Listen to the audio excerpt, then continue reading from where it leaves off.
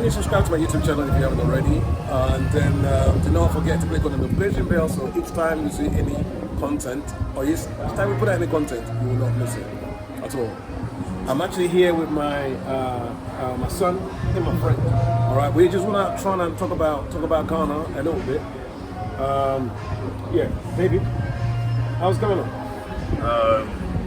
Yeah, it's been so far. I've been here for just over a fortnight. It's been a pleasant experience. Obviously, I've been here a good amount of times, but then again, the change of pace, the opportunity to relax, is welcome. Like every single time I do come back here, I always feel like there's a sense, it might be in my mind, but you feel like that connection. There's kind of like the connection is a bit stronger with self to an extent. So yeah, so far I've been happy, and it's been great to come back to Ghana. How many times have you been to Ghana? I think I've been to Ghana like 5 times. 5 times? 5 times, yeah. So I've been to Ghana quite a lot. So yeah, I'm used to, relatively used to how things operate to an extent. So yeah, it's been good. Yeah, it's been good. Good. Andrew, is it your first time in Ghana? Yeah, my first time in Ghana, first time on the motherland. Yeah, so it's been a refreshing experience. Yeah, it's definitely different. Obviously, different country. Where are you from originally? I was born in Jamaica and I grew up in the UK. And yeah, so now I'm here. So yeah, I was born in Jamaica. Very much East London guy, but yeah, trying to reconnect with connect to the motherland, yeah, because I've never been there before, so yeah. Right. Okay, I mean, what made you decide to come back and connect? Yeah, I think, first of all, I guess, something in my spirit. However, I think it's definitely a good time now, I think.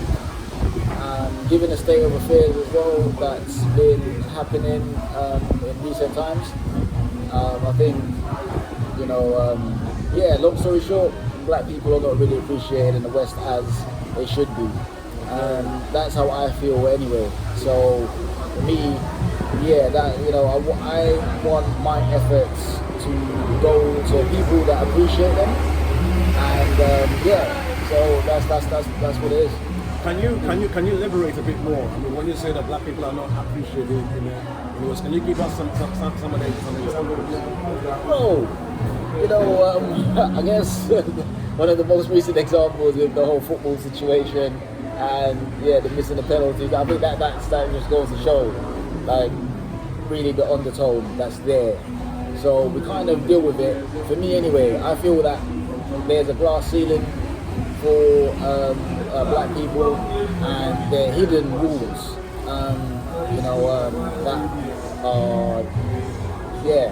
that are put there for us. So me being, I'll be honest, a pro-black person, I think out of self-love, I think I deserve more, in the sense of the level of respect, because any self-respecting person wants to be, I don't think people do things for acknowledgement, but you don't want to be undervalued either, so yeah, I guess I felt undervalued, and you could say underappreciated in the West, so yeah. Is it the same experience for you though? Virtually, I do agree, I agree with virtually everything Andrew said. I don't even know where to start, to be honest. Yes, as you know, if you're black and you're watching this and you do live in the West, specifically to my case, the UK, I don't think I really need to go into much detail about the institutional and the systemic and systematic racism that black people face and have faced, in the UK at least, ever since you can say from Windrush or even before that. So, coming back at least to to my home, at least to where I'm from, to a place where you're not always worrying about, oh, am I the only black person in the room? Little stuff like that. Like, race isn't a factor here, color isn't a factor. You know, I don't feel black anymore. yeah, exactly. Precisely. You don't just feel like oh, another I'm black. person. Exactly. You don't. Oh, I'm black. I'm the only black guy in the room. You just feel like, it's like a part of you that just feels like at ease. It's something I can't really explain, but I'm sure that if you're black and you're watching this and you do live in the West, you understand the feeling I'm talking about. So, always coming back, it's a blessing. It's a blessing. It's a blessing when you come back home. It's always a blessing. There's always something deep down that makes you feel like ease, make you feel like you're not being pressured. That's what David is saying. So now, Andrew, do you feel the same as David is saying? Do you feel at ease coming back to Africa? I feel the relaxed atmosphere. I feel the freedom, but I think where I'm not natively Ghanaian, I do feel like a tourist. But at the same time, I'm not going to pretend to be something that I'm not. I'm not going to try to be like I'm suddenly like African. I think I'm still going to be myself. I think I'm going to respect the locals. I'm going to respect their culture, and I will try to integrate as much as I can. However, I'm still going to be myself. So I definitely feel I definitely feel a lot more at ease. I think it's just by default, just by the people around. They are relaxed. They're quite chill. They're friendly. They're very helpful. So yeah, I'll be honest. Yeah, it's definitely, it feels good from that aspect. And I think it's my own issues with regards to me feeling like a tourist. Right. So that's my personal issue. That's nothing to do with anybody Right, else. I mean, it makes sense. I mean, of course, what you're saying makes sense because even though you're African in origin, but you're Jamaican at the same time, and also raised in the UK. So this is the first step that you're actually coming into the motherland, and of course, being in the motherland, you can expect everything just to be you in a sense. But of course, I mean, the good thing is the willingness to adapt is what really matters. Where you just said that you're willing to adapt, you're willing to learn the culture back again, because of course that's what you were before or whatever. But adapting the culture back again. Yeah, I'm happy, and of course I'm glad to hear that. But so far, of course, it can't all be cozy. It can't all be cozy. So, what is the negative reaction or negative things that you actually experience here in Ghana that you feel like it can be changed? Because we want improvement. We want to improve. We want to change so many things in the country for the better for our brothers and sisters coming in the country, also to enjoy themselves. So we are not always right. We are not all right. So what do you see that you think can actually change? Yeah, it's a developing country, so to be honest, there's probably like a long list of things that's fairly obvious, and at the same time, I can work with that because I understand where the country is coming from. So yeah, roads, the basic amenities like water and electric and all the rest of it. But it's not to say we do have water, we do have electricity, we have internet. So it's not, it's not something that you can't deal with, basically. Yeah, exactly. I think these are things, yes, I can deal with. But yeah, I think there's a lot of room for improvement. I think even, I might sound a bit picky here at times. I think sometimes customer service is wanting a little bit at times. But once again, it's just the culture. So maybe it's just me taking my Western approach to things here. So yeah, there's some things which are personal, there's some things which are cultural. But I think generally speaking, yeah, you could say a certain level of, let's say, customer service could improve in some aspects. All right. But Thank you, David. So, if you want to change anything, if you want to change anything in Ghana, what would you change? I think the first thing I'll do, if I was hypothetically, if I became president of Ghana, would be to sort out the gutter situation. I think that is especially even listening to local news. I think that is one of the number one issues that people find: the open gutters. You know, it smells a lot of the times. I think 99% of Ghanaians, and me included, I believe that a proper gutter system, adequate sanitation system, and more bins.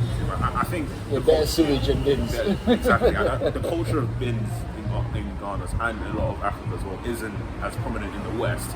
I don't think we should completely emulate that system. Of you can't to an extent, but I think at It can least be improved. Yeah, fundamental sanitation, in my opinion.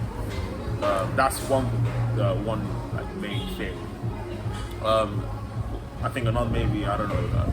Maybe I think because the difficult thing is that obviously I am technically a tourist because I don't live in Ghana. Right. So there are a lot of things which obviously I won't really pick up on if I was, but obviously like reading what people say that people live in, those people that live there, what they say, it's sometimes access to healthcare, to adequate healthcare, maybe the insurance premiums might be a bit too expensive, stuff like that. So maybe I'm getting into parts which if I came, wouldn't really affect me directly, but more so for the people that live here, what do they want, kind of thing. That's my scope. Could I touch on the bin thing? So, you see, I think actually it's an opportunity for people to, develop enterprise in that area. Actually, I think, me personally, I don't think the government really should be doing too much. I think people need to be doing more for themselves. And yeah, to the people that are watching, it's definitely an opportunity in terms of like a bin collection service. I'm pretty confident there's a lot of places that are relatively affluent that wouldn't mind those services. So basically, what you're, I see what both of you are saying, but from what you're saying is, even though it looks like disadvantage, it can be advantage, for somebody to create a business out of that thing. So yes, I mean, you guys are hearing that anything that is not working here is a business for somebody else. it's an opportunity. It's an opportunity for somebody else to make it work. So but I do feel, especially when it comes to bins and stuff like that, I understand like how you're saying that it is a significant opportunity for someone to develop enterprise from that. But I do feel like there's certain fundamental things that government should cover, especially if you're looking at their expenditure that they're spending per annum. Then you know how much money they're spending. Whereas a lot of this money going to questions that people do ask questions of the government, and especially in this country. Interestingly, when you compare to the West, when it comes to elections and stuff, people are much more involved. So people here are looking towards their government to, at least something. Because in this country, when it comes to independence and people doing their own thing, compared to a lot of countries in the West, they are more free in that sense and more independent. But there are some things I believe that the government aren't stepping up with. For example, when it comes to education, I don't really believe that enterprise and business can really elevate standards of education, even literacy rates, to a level which an adequate government could. But obviously, we're getting into a deeper rabbit hole about elections and stuff like that. But yeah, no. I mean, because it makes sense. I mean, of course, it makes sense that. What you're simply saying is, yes, everybody is responsible to let's say to act up or to step up and do something. But at the end of the day, the government has to lay the foundation. Of course, you picked on education, and then of course with all this gutter thinking. Yes, I mean, Andrew, you have a good point, solid point, that anything that is not that's a problem is opportunity here. I want us to focus on that a little bit.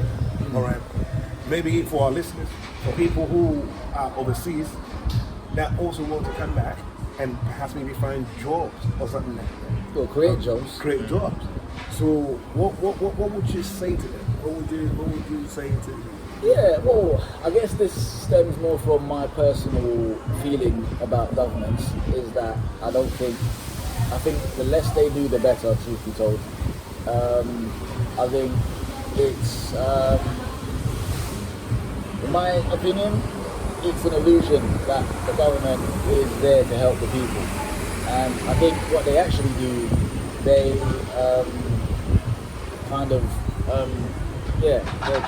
they get in the way of people doing what they want to do, and they act as if they want to help. And then once they get their hands in, then they get stuck in, and they get like a grip. They get a hold of the country and the system and the people. So this is why I feel that the people need to do it for the people, not the government. It's recent.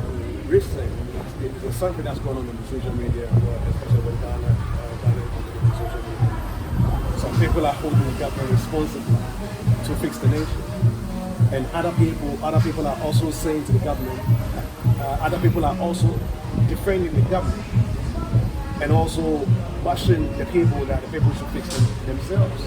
So it's a big debate now. I'm sure, if you go on YouTube now and click to fix the country, I'm sure you see that a lot of Ghana stuff will come out to fix the country. So people are pointing to the government, fix the country, and other people are also pointing the fingers to ourselves and saying, we should fix ourselves. I'm more on the fix ourselves side. Yeah, exactly. I think you put the effort in and you reap the rewards. Rather than it being that, I think there are certain things that, basic fundamental things, like roads, healthcare, education, I think they lay the foundation. But for me, I don't think they should be fully responsible. I think the people have to be responsible. I'm down to it. I do agree to that to an extent. But obviously, I feel like there are always going to be people that, in a society where everyone kind of is like a fend for yourself kind of society, there will always be losers in that sense. And some, for example, hypothetically, not everyone is, some people are always going to fall through that net and going to be in lavish poverty. And, people say you can pick yourself out of the bootstrap, whatever, but not everyone is going to have that. Not everyone is going to be able to get somewhere where they can say, you know what, I can feed myself. Some people are going to fall through that crack. Ideally, you'd want, I don't know, like, for example, UK, fundamental basic income of X amount. Nothing major, but at least that small amount that you can say, okay, look, I can eat, I can bathe, I can get access to like, just the basic. People have basic stuff. After that, and then after that, people. I definitely agree with so like, the individual bettering themselves and aiming for not relying on the government. Everybody has a good point. I mean, at the end of the day, you have a good point. Like if the government was to set up something, some kind of foundation, the people will rise on top of the foundation. And also, Andrew, you're also saying people should fix themselves. At the end of the day, if you see outside your gutters are dirty, you don't expect the government to also come from the parliament to clean outside your house. Do you understand what I'm saying to you? So everybody has a wonderful point. But I think to bring this conversation to an end, I think I want us to focus a bit more on our brothers and sisters in the diaspora to see to actually encourage. Just to say something to them. I mean, of course, what you've seen, what you've experienced, in all little short form to see if we can bring something. Yeah, and so at the same time, although there is a lot of room for improvement, but there is also a lot of opportunities. So I think you can come here and do what you like. There is less barriers to entry into industries that you have in the West, where you can literally come, set up shop and crack on and put the work in and you'll reap the rewards. So I think that's a very good thing. As I said, there's some bad things, but there's some good things. And for me, what I appreciate is the freedom. Is the freedom to do what you like, when you like, how you like, without somebody telling you that this is how you should do it. And limiting, putting a cap on it. Yeah, exactly. So right. That's what I appreciate. Well, that's it. So you heard about it. There's so many things you can do here. There's a lot of opportunity here. There's a lot of freedom here. that you can do whatever. If you decide to sell oranges, you can just sell oranges. If you decide to sell banana, you can sell banana. It's just that freedom of being able to be yourself and then do whatever you want. So if you're contemplating on coming to Africa or whatever, it shouldn't be something that you should be afraid of.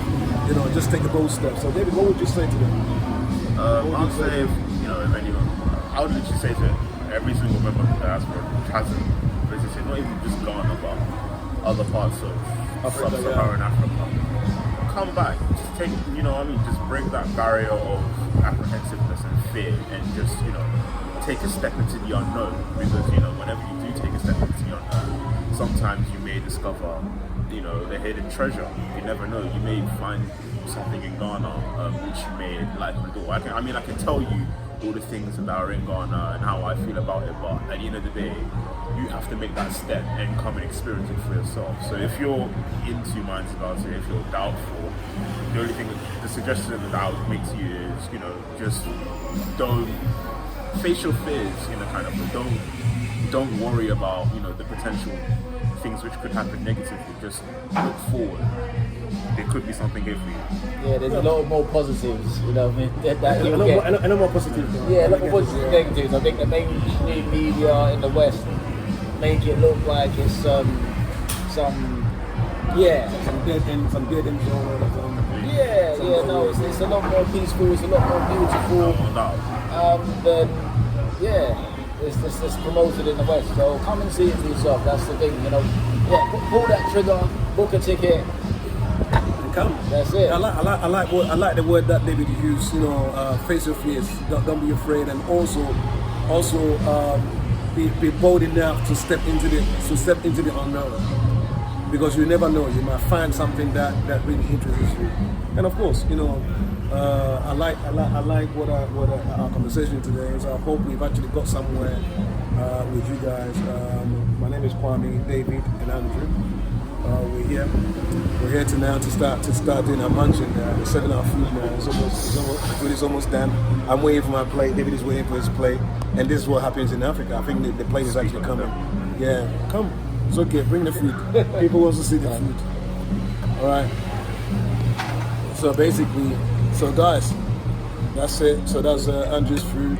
It's covered up nicely, and David's one is here. It's covered. My one is especially been preparing, so they might have to wait a long time for me because So anyway, guys, thank you very much for listening. Subscribe to my YouTube channel. Look out for more videos like this, and stay blessed. Thank you.